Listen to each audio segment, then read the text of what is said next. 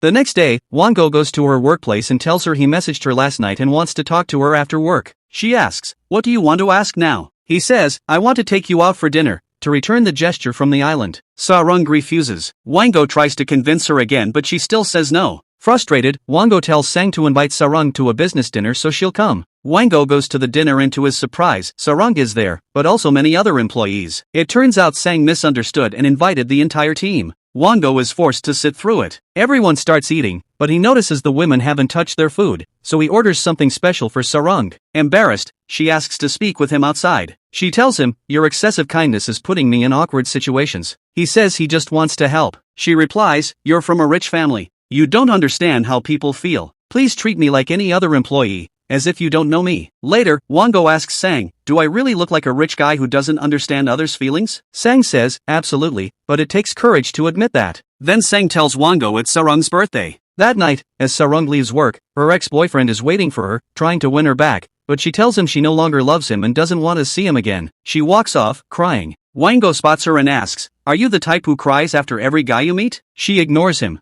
As she walks away, Wango insists on giving her a ride. She says she resists, but he insists, and she falls asleep from exhaustion. When she wakes up, Wango gives her new clothes to wear, since hers got wet. He says he wants to take her out for her birthday. She puts on the outfit, and finds that it matches Wango's exactly. Someone comes over to take a photo, thinking they're a couple. Sarang says, "We're just friends," and thanks him for the clothes. She asks, "How did you know my size?"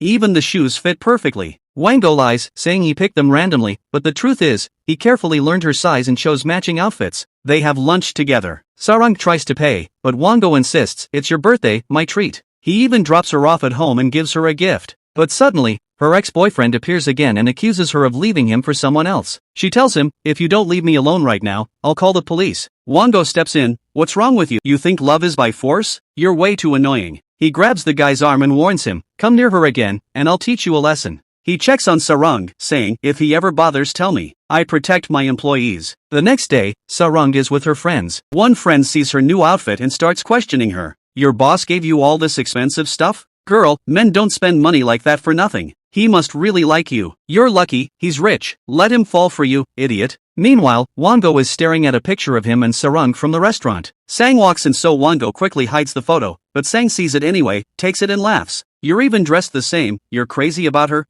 Wango punches him and kicks him out. Sarang calls Wango and asks if he's free. She wants to see him. Wango says, "I'm busy," but then adds, "I'll make time for you." That evening, they meet and she gives him a gift, to return the favor for her birthday. She starts to leave, but he tells her, "I made time just for you. And I'm hungry. Let's eat." She takes him to a small local diner she likes. They wait in line to get in. Wango tries sugar cane juice and is amazed. This tastes incredible. He's fascinated by the chef's movements and how he serves the food. Meanwhile, at the hotel's Moments of Joy department, the old employees start giving Sarang the hardest tasks, while they keep the easy ones.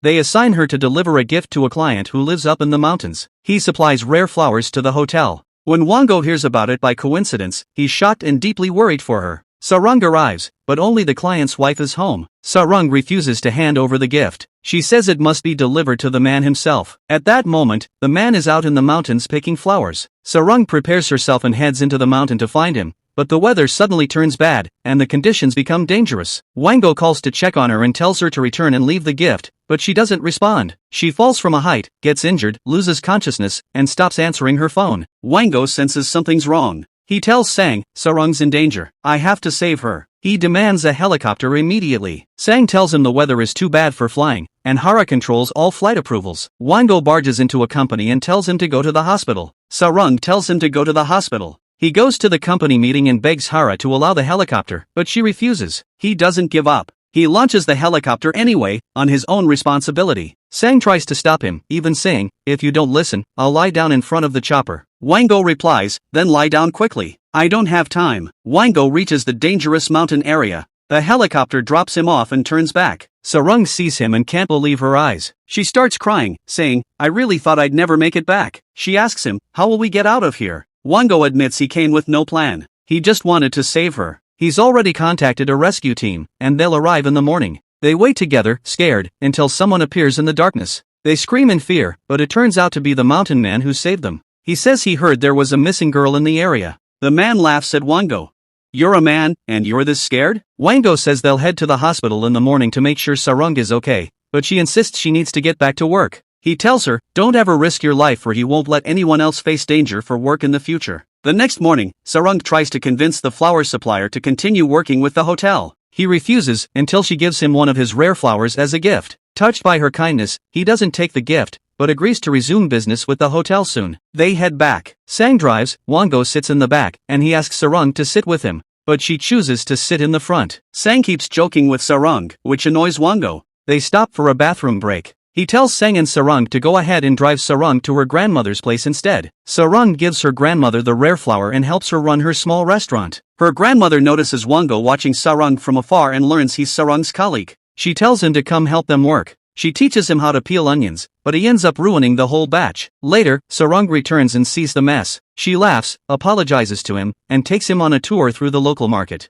Wango loved the street food he tried and felt really happy. After that, he took Sarung's grandmother home and brought her a bouquet of flowers. She laughed and said, "You brought flowers? You should have brought something edible, son. We're tired." Later, Grandma gave Sarung some time off to help at her restaurant, and Wango was thrilled by how delicious the food was. As they left, he even took extra food with him. Grandma handed him money for helping her peel onions, and she gave some to Sarung too, asking her to take care of herself and that polite young man who was with her. Wango took Sarung home and asked her out on a proper date. She immediately agreed.